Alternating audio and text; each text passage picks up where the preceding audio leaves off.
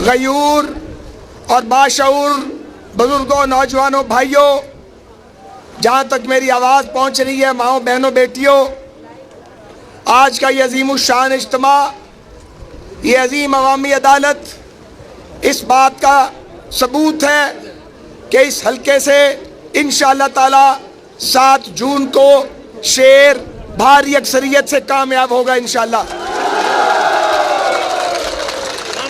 آپ لوگ ان بزرگوں کی اولاد ہیں جنہوں نے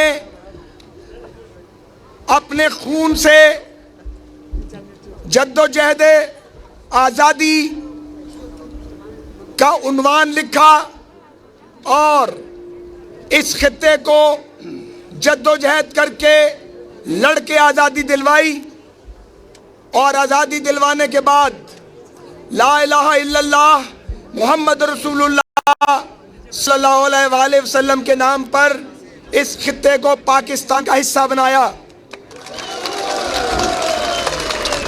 میں ہمیشہ کہتا ہوں اور کہتا رہوں گا کہ پاکستان کا ہر فرد، پاکستان کا ہر شخص آپ کا مقروض ہے۔ آپ کے بزرگوں نے جو یہ خطہ ارضی حاصل کیا لڑ کے جد و جہد کر کے، یہ اسٹریٹجک لحاظ سے نہایت اہمیت کا حامل ہے۔ اس کے بارڈرز پاکستان کے آپ کے بزرگوں کی جد و جہد کی وجہ سے دنیا کے اہم ترین ممالک کے ساتھ جڑ گئے ہیں۔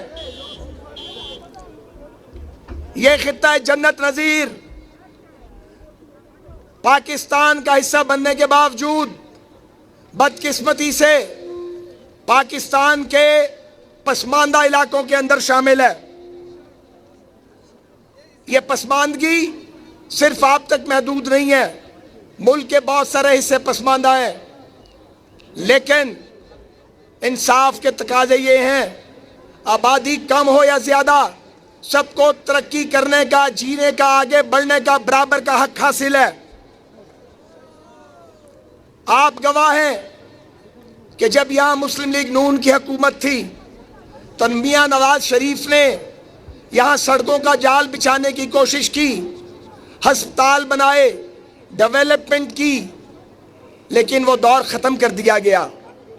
میں آپ کو یہ کہنے کے لیے آیا ہوں، اور امیر مقام صاحب، کہ اگر آپ مسلم لیگ نون کو موقع دیں گے تو پاکستان مسلم لیگ کی مرکزی حکومت اور گلگت بلتستان میں مسلم لیگ نون کی حکومت مل کے علاقے کو سنوارے گی۔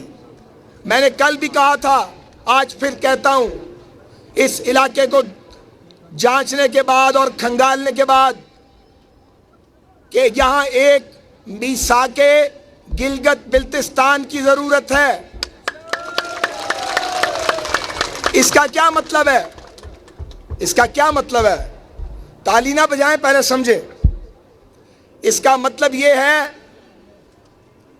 ایک معاہدہ پاکستان کی ساری سیاسی جماعتوں کے بیچ، پاکستان کے ریاستی اداروں سمیت، کہ اگلے 20 سال ریاست کے وسائل گلگت بلتستان پر کیسے خرچ کیے جائیں گے، آئینی حقوق کیسے دیے جائیں گے، کتنی جلدی دیے جائیں گے، یہاں کی حکومت کتنی زیادہ بااختیار ہوگی، کیسے اس خطے میں ٹورزم کو، انڈسٹری کو، روزگار کو ترقی دی جائے گی۔ وہ معاہدہ یہ ہوگا کہ یہاں جو خوبانی اگتی ہے، جو شہتوت اگتا ہے، جو بادام اگتا ہے یا باقی فروٹس ہیں، ان کی پروسیسنگ کے پلانٹ یہیں لگیں۔ اس کے بعد ان ایئرپورٹس کو جدید کر کے، بڑا کر کے، یہیں سے انہیں بیرون ملک ایکسپورٹ کیا جائے۔ تو آپ دیکھیں گے کہ بجائے اس کے کہ آپ ملک سے باہر جا کر مزدوری کریں، یا پاکستان کے بڑے شہروں میں لوگ یہاں آ کر مزدوری کریں گے۔ آپ کے قیمتی پتھر میں نے دیکھے ہیں، رول رہے ہیں، نکل رہے ہیں، خام مال باہر جا رہا ہے۔ ان سٹونز کو، ان کی فنیشنگ، ان کی تراش کے پلانٹ یہاں لگیں، تاکہ اصل جو پیسہ کوئی اور کما رہا ہے وہ پیسہ یہاں کے لوگ کمائیں۔ آپ خاص طور پہ ڈسٹرکٹ روندو کے لوگ مجھ سے زیادہ جانتے ہیں کہ آپ کے ہر پہاڑ کے پیچھے ایک جنت نظیر وادی ہے، لیکن جانے والے راستے کچے ہیں، ٹوٹے پھوٹے ہیں، سہولیات نہیں ہیں، ٹورسٹ نہیں آ رہا جتنا آنا چاہیے۔ آج 6 سے 7 جہاز اترتے ہیں، یہاں 40 سے 50 جہاز اترنے کا پوٹینشل موجود ہے، بشرطے کہ انفراسٹرکچر بنے، سڑکیں بنے، پینے کا پانی ملے، بجلی ملے جو نہیں ملتی، انرجی کا بحران حل ہو۔ اتنا بڑا ہائیڈل پوٹینشل ہے۔ ہائیڈل پوٹینشل کیا ہے؟ اس کا مطلب ہے پانی کی طاقت، چشمے، آبشاریں، نالے، ہر ضلع سے ایک دریا گزر رہا ہے، لیکن بجلی نہیں ہے۔ تو یہاں ہائیڈل پاور کے منصوبے لگے، چھوٹے چھوٹے پروجیکٹ جو ہر ضلع کو الگ ڈیل کریں۔ یہاں پہ ہوائیں چلتی ہیں، ونڈ کوریڈورز ہیں، ہوا والی چکی ونڈ ملز وہ لگیں، اس سے بجلی بنے گی، سولر پاور، بہت کچھ ہو سکتا ہے۔ یہ خطہ میں 4تھی بار کہہ رہا ہوں یہاں پہ، پاکستان کا یہ خطہ اگر توجہ دی جائے تو سوئٹزرلینڈ بن سکتا ہے۔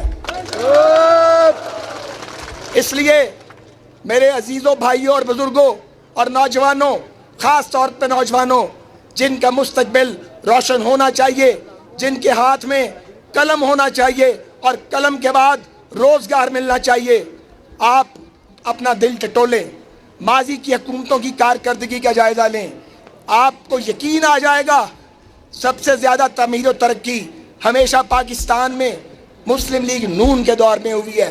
ہمارا ساتھ دیں، ہم انشاءاللہ تعالیٰ آپ کی جو آئینی حیثیت ہے اس کی جنگ بھی لڑیں گے، اور جو NFC ہے اس میں بھی آپ کا شیئر ڈلوائیں گے تاکہ پیسے آپ کو مانگنے نہ پڑیں، خود بخود اس علاقے میں آئیں۔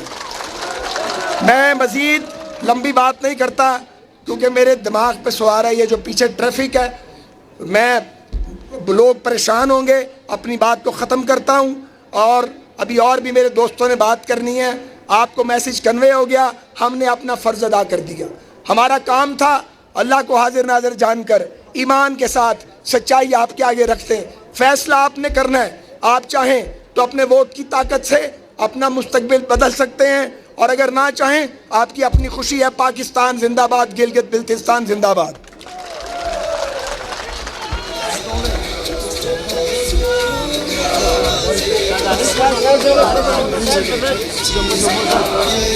دامن وقت میں گنجائش نہیں اور موسم بھی خراب ہو رہا ہے،